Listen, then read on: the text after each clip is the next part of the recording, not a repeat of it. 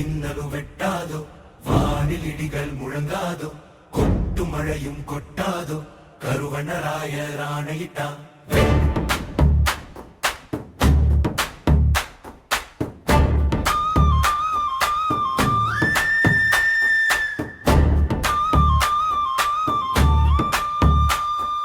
வெட்டு மின்னலு வெட்டாதோ, வானில் இடிகள் முழங்காதோ, கொட்டு மழையும் கொட்டாதோ, கருவண்ணராயர் ஆணையிட்டான். வெட்டு மின்னலு வெட்டாதோ, வானில் இடிகள் முழங்காதோ, கொட்டு மழையும் கொட்டாதோ, கருவண்ணராயர் ஆணையிட்டான். காடும் மழையும் அவர் வீடு, ஐயனை நீராடு, கவலைகள் தீர்ப்பாரு.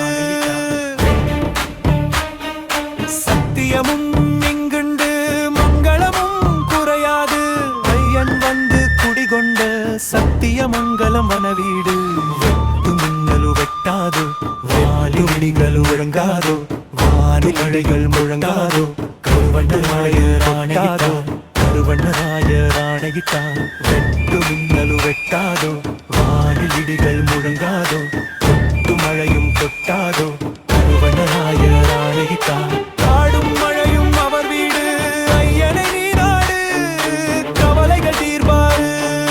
வானில் உள்ள தேவர்களுக்கு சத்தியமும் இங்குண்டு, மங்களமும் படைப்பதற்கு சிவனான் வந்து குடிகொண்ட சத்தியமங்கலம் வனவீடு.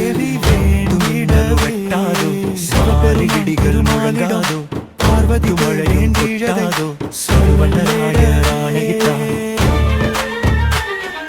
திருமாலின் அருளினிலே உப்பு என்னும் மாறாம் சுவையை படைப்பதற்கு கருவண்ணராயர் அவதரித்தான். பெருக வந்தவரே உத்தமரே கருமலையார்.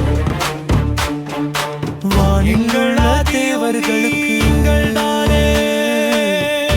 சுவையை படைப்பதற்கு சிவனாரிடாதி கருவண்ணராயரே வேண்டிடவே சிவபெருமான் திருமாலிடம் பார்வதி தேவியதை சொல்லிடவே.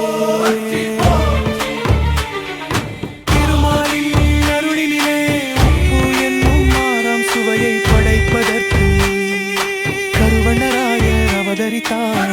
பெருக வந்தவரே